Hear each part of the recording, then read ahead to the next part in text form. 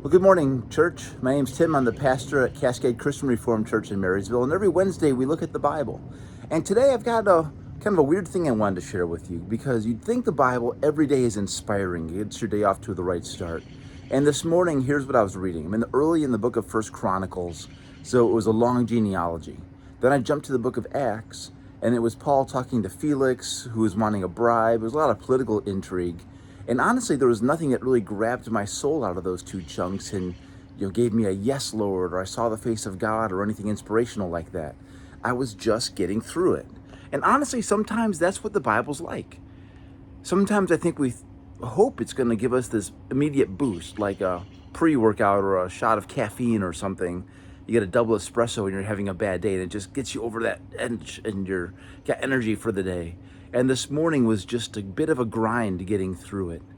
And I got to tell you, sometimes that's reality. And if that ever happens to you, or if you go through weeks or months where that happens to you, I want you to know that you're not alone. Sometimes it's like fitness. If you've ever been into fitness or tried to just be regular, whether it's walking or gardening, you know that if you don't do it regularly, you get worse at it. After a month or two of rest, you don't come back stronger necessarily. Sometimes you come back much weaker. I used to be able to do push-ups, and I had some heavy weights I would curl, and it got pretty boring, so I slacked off on it. It just wasn't interesting. Then when I got back into that discipline, it was super challenging. I'd lost a lot of strength. And so that sometimes boring grind that keeps our bodies in shape is the same thing that keeps our hearts and minds and souls in shape. We could use the same analogy with using a different language. Some of you grew up speaking or learned in high school or college to speak Dutch or Spanish or other languages. Then you stop using it, and it just takes a while to click back into place. So for me, this Bible reading this morning was just a grind. I got through it, but I'm building strength and endurance and spiritual resilience. Over days and weeks and years, those repetitions build up, so that when life throws the worst you can imagine at you, you have reserves of strength that you didn't even know about. Not just the bumper sticker verses, not the verses that you put on the walls, the I know the plans I have for you, I can do all things through Christ. Those are great when you run across them.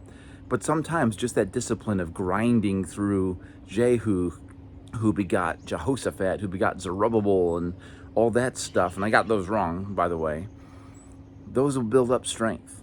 And so I want you to be encouraged, because we're not working at a magic art.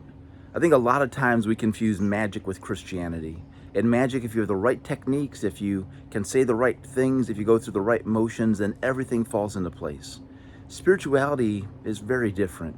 It's deep work. It changes your soul. It's connecting you to who God is in a real personal way.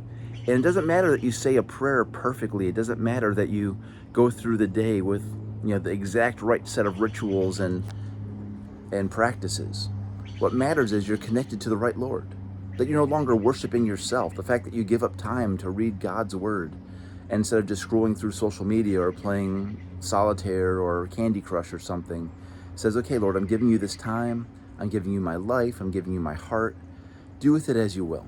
So be encouraged with that. But one little thing about genealogies, if you get into them, they're not that boring. If you ever see the beginning of the Lord of the Rings movies, it starts with Bilbo's birthday party. And he goes through a bit of a genealogy, but there's cheering and laughing because all the people are there. He goes through all the people. He goes, I know you Tookfoots and Furryfoots. I forget all the names now. It's been a while since I've read the books or seen the movie. But the people who know those names are there, and they're laughing at themselves, and they're greeting their cousins and neighbors. And that's how these genealogies really were. They weren't weird old statements of people you'd never heard before. Those were your uncles and cousins and neighbors and friends.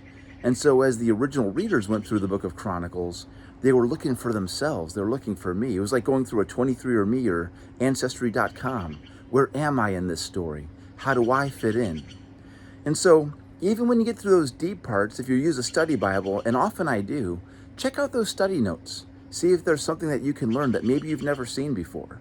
Because even in those not so interesting parts of the Bible, there's things that can help. All right, this is a short one today. That's all I got. Feel free to send any questions. Until next week, God bless.